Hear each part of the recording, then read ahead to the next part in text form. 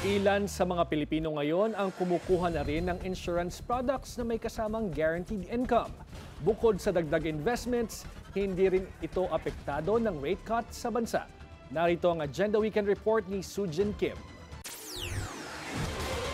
Dahil sunod-sunod na ang mga rate cut sa bansa na umaabot na sa 5% benchmark rate, lumiliit na rin ang yield sa mga time deposit. Kaya nagkakaroon na ng appetite ang mga Pilipino para sa tinatawag na predictable o guaranteed income o mga produktong hindi apektado o nakadepende sa mga rate cut at may steady na balik sa mga investor. So regardless of the yield, there's that 110% coverage that is being offered. This one guarantees 5% for 10 years. Whereas we can see TDs ranging now way below that. As we all know, there was a recent rate cut, bringing the key interest rate to 5%. Ngayon, meron na sa merkado na insurance-based products o mga life coverage na may kasama pang guaranteed income. Everything guaranteed. There's guaranteed payout, guaranteed maturity benefit, guaranteed protection.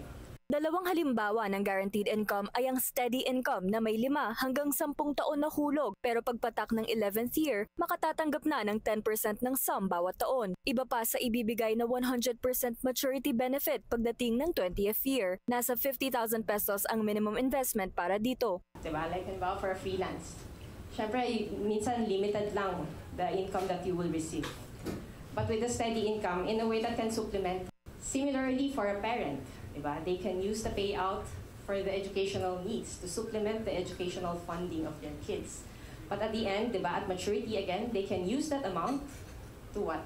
To fulfill their own personal dreams. Ang ikalawang guaranteed income naman ay ang one-time premium na wealth preservation plan na isang beses lang babayaran at may 5% premium every year for 10 years. Ibabalik rin ang 100% ng puhunan. Kalahating milyong piso ang minimum investment para dito. For those who are looking for wealth builders, those who want to diversify, and those who want to basically stay on the safe side, yung mga risk-averse. Diba? This is a good alternative to low-yield placements.